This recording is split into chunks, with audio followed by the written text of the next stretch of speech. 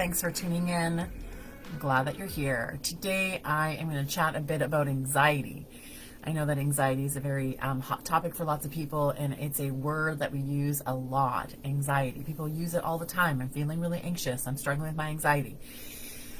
What I want to share with you today is that not all anxiety is created equally, in that there are different forms of anxiety and there's different roles that anxiety plays in your life. And I want to talk about the type of anxiety that pops up and shows up in your life when you're living outside your values.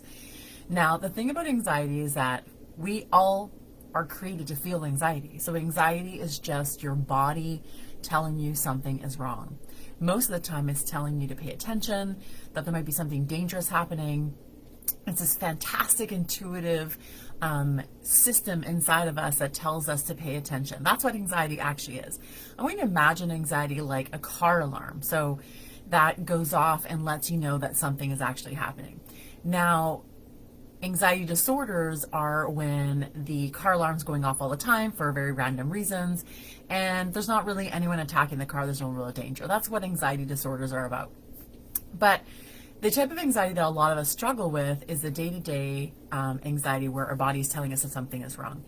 Now, the type of anxiety that comes from living outside our values is really important, because this is not the type of anxiety that needs treatment with medication or anything really in medical in that way.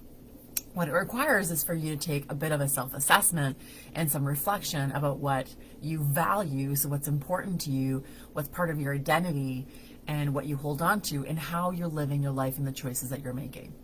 So, for example, if you value integrity, which means you value doing what you say and saying what you do, that means that there's honesty, there's follow through, all the things that come with integrity. Let's say that is a value that's important to you.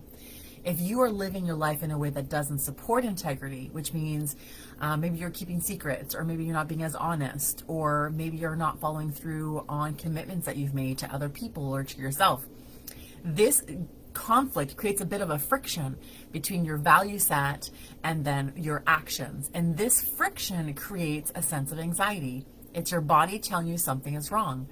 It's your body and your mind telling you that you're not living into your values, into things that are important to you. Now, lots of us experience this type of anxiety, and we don't really stop to reflect on whether the anxiety that we're experiencing has anything to do with our actions or how we're living into our life, and how maybe that doesn't support the values that we have. Instead, we try to look for external factors. We get really panicky about having panic, which I know is really funny, but it's what we do. It'll interrupt our sleep. It'll do all these things. And I really encourage you that if anxiety is showing up in your life, that you stop and think about, what are my values?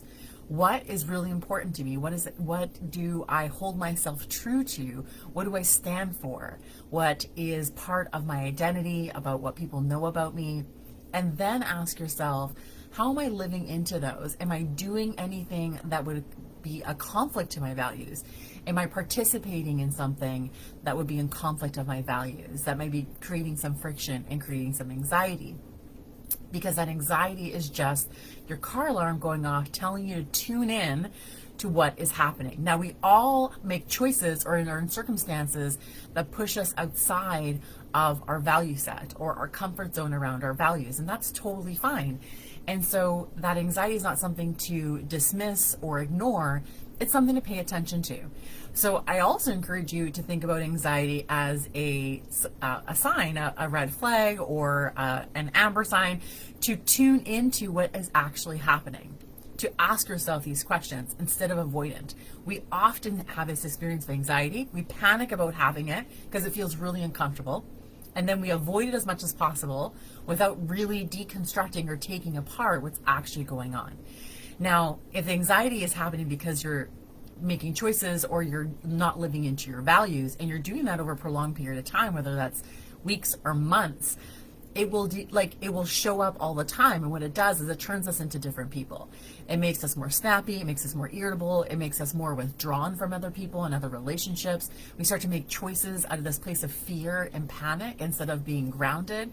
So this anxiety that is in conflict with our values really has a strong impact on who we are, how we show up for people, how we show up for ourselves in our own lives. So I want you to really think about that, about this other side of anxiety, and really start thinking about you know, anxiety is not created equal. It's not all the same. And they can have different sources or different contributing factors to why you might be having that sensation in your body and that your car alarm is actually going off. Hopefully that was helpful, and I will see you next week.